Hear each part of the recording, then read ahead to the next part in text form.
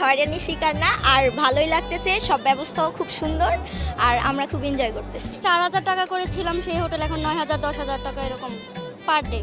তো এখন নিরাপত্তা বাহিনী কম দেখতেছি, আর এখন এভাবে ভালোই আছে, কিন্তু হোটেলটাতে বেশি সমস্যা হয়েছে। হোটেলে একটু হয়রানির শিকার হয়েছে কি 1 মাস আগে বুকিং দিছি, আমাদের যেই রুমটা দেখাইছে ভিডিওতে ওই রুম তো পাই নাই, এটা একটু ঝামেলা হয়েছে। আমরা বাচ্চা কাচ্চা নিয়ে এসেছি, আমাদের বড় রুমের দরকার ছিল, ওনারা দেখাইছে বড় রুম, পরে দিচ্ছে ছোট রুম, পরে আবার বড় রুম দিচ্ছে, কিন্তু তারপর একটা হয় সারাদিন কালকে আমাদের হোটেলে এই রুমের জন্য আমাদের সারাদিন কালকে হোটেলে চলে গেছে। আমরা আসছি গতকাল, আমরা ইনানিতে একটা রিসোর্টে ছিলাম। গতকাল এই শহরে হোটেল এরকম পাওয়া যায়নি, প্রচুর ভিড় ছিল মানুষের। আর এই বিচেও গোসল করতে পারিনি, এই বিচে আজকে একটু মানুষ কম আছে।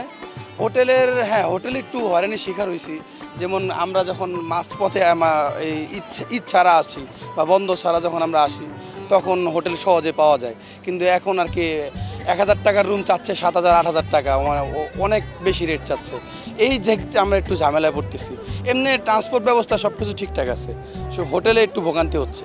না, এখনো পর্যন্ত আলহামদুলিল্লাহ কোনো ধরনের হয়রানির শিকার হইনি। আর যেহেতু ঢাকায় থাকা হয়, অনেক ব্যস্ত সময় কাটায় আমরা জব হোল্ডার, তো এত এরকম লম্বা একটা সুন্দর ছুটি পাওয়াতে ভালো একটা টাইম স্পেন্ড করতে পারছি।